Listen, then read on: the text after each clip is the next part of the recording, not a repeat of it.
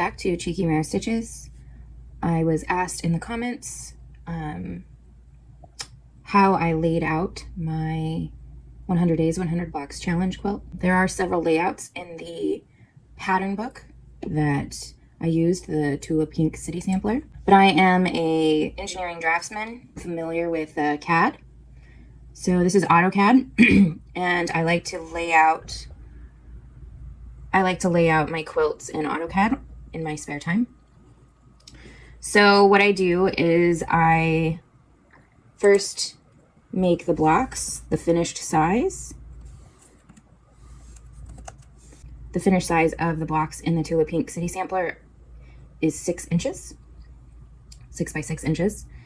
And when I first start, I lay out the number of blocks that I have.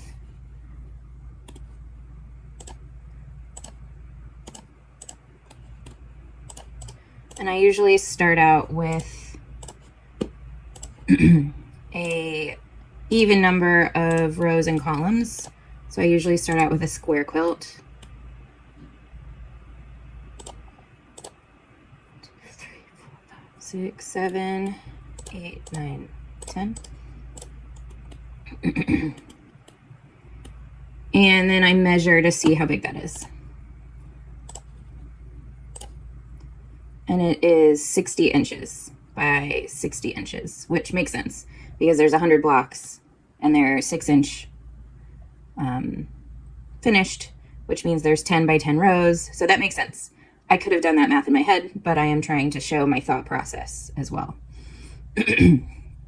So I know I want it to be bigger than that because a 5-foot quilt, square quilt, you know, isn't a bed quilt. It would be a good lap quilt, but you know, I want a little bit more than a lap quilt. So I could use one of the layouts in the book to make it bigger. So I could add some sashing. And I'm gonna delete these.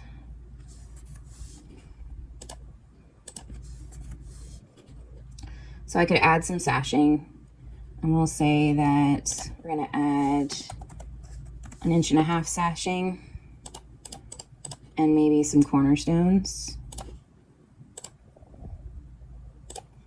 Okay.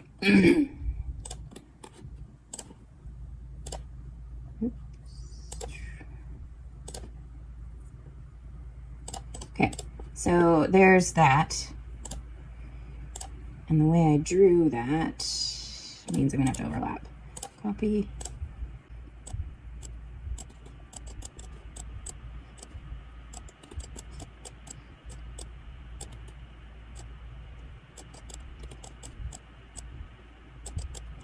Okay, so there's the quilt with sashing. Let's measure that. That is now 76.5 by 76.5 finished. Which is a decent size quilt. But I also wanted room to do some quilting in between to practice some of my transitions between blocks. And this sashing is a very traditional quilt style, and Tulip Pink's quilts are modern. Or Tulip Pink's blocks are very modern, so I wanted a more modern layout. And I like the look of On Point, but I don't really like doing the side settings triangles. Oops. I don't really like the side setting triangles and doing rows in diagonal. Like, to do an on-point quilt, you have to do things that you don't normally do, and I didn't want to do that. So I thought about to add some room.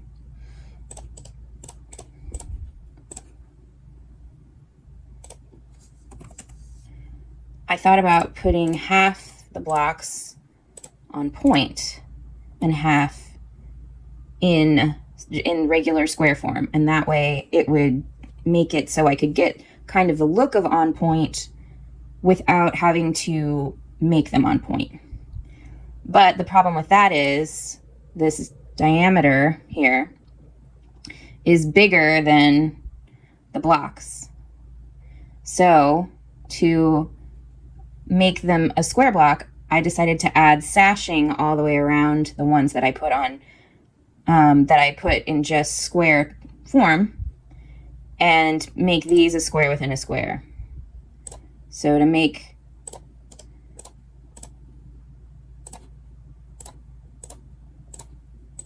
these within square within a square. Okay, so here is now my on-point block size, which is about 8.5. It's a little smaller than 8.5, but we're gonna make it 8.5 just to make my life a little easier.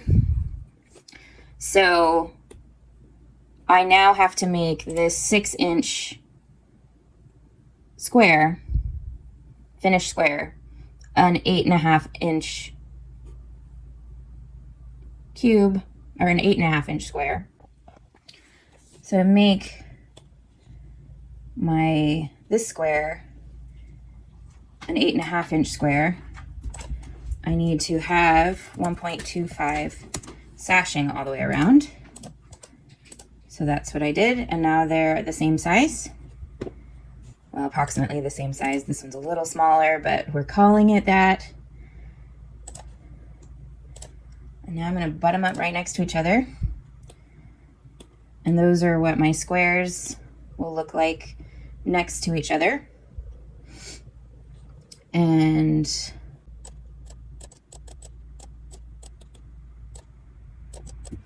these are what my fabrics will look like. So I'll do a courthouse steps border all the way around half of them, and a square within a square on point on the other half. So let's see what that looks like when they're in a quilt.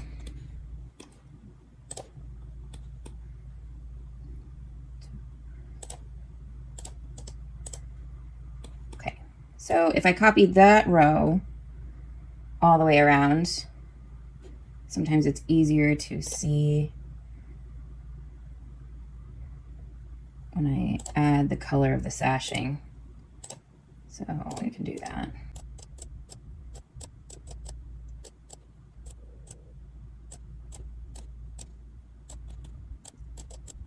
Okay, so there's one row, but if I do it the same row, if I just copy this down 10 times, or 9 times because there's one here, then this square is always going to be on this side. So to make it a little bit more symmetrical,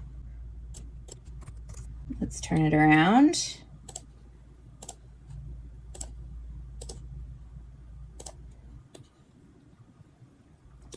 Now I've got this layout, which I can then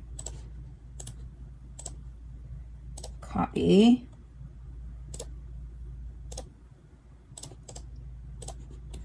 and there is an on-point-ish layout. It's not quite on point, but it gives similar effects, and I like that.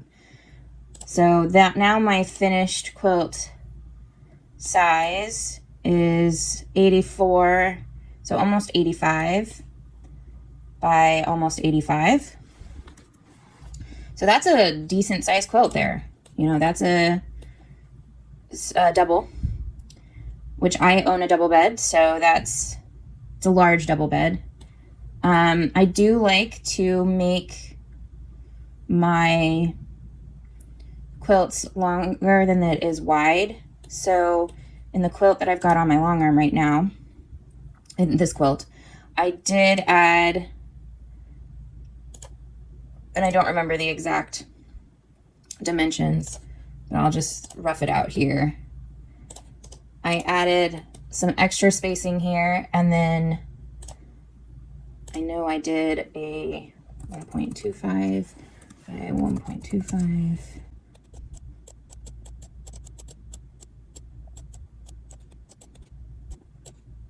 I did something like that on the border where every other one of these was a color. And I'll insert a picture here to show what the final layout looked like before it was quilted. So that gives me approximately 85 by 95, or 85 by 100, which is a good size. That means there's enough room to like tuck it in to the bed if I wanted to, and enough to cover the pillows instead of needing pillow shams.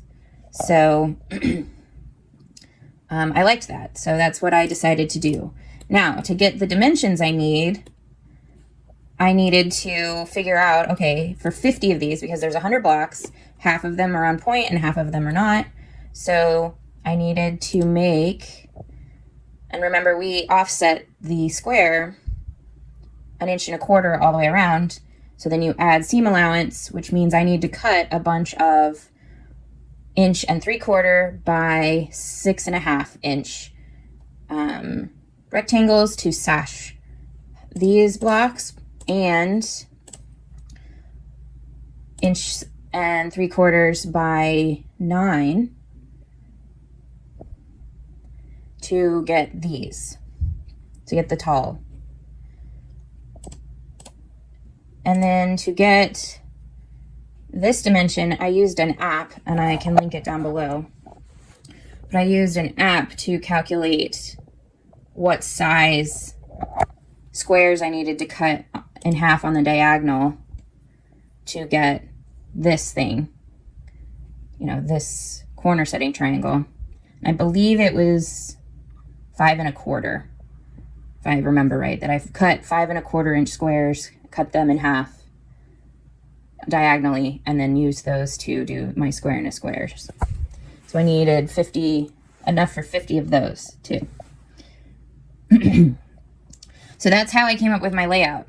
And you can do this fairly easily on like some graph paper, but because being an engineering draftsman and I have AutoCAD on my machine, I just draw it out, and I do a lot of experimenting with CAD and layouts that way.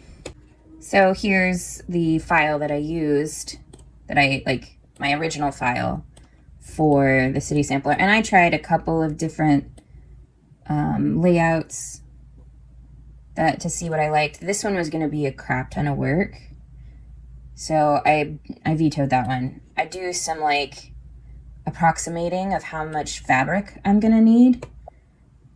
So these are the short sashings for the square within a square, or for the like non-on point blocks. These are the long ones. These are like approximately how much I would need for borders. And then these are the squares that I needed. And let's see if I remember correctly. No, I realized this was not the right one, but so these were approximate, and it turned out like I needed 224 inches approximately of yardage to do the background of, 224 inches, which is about 6 yards of fabric to do this layout here. And I then decided, well, maybe, and this one right here is this layout with the borders filled in with the background color, and like it's a little bit smaller borders.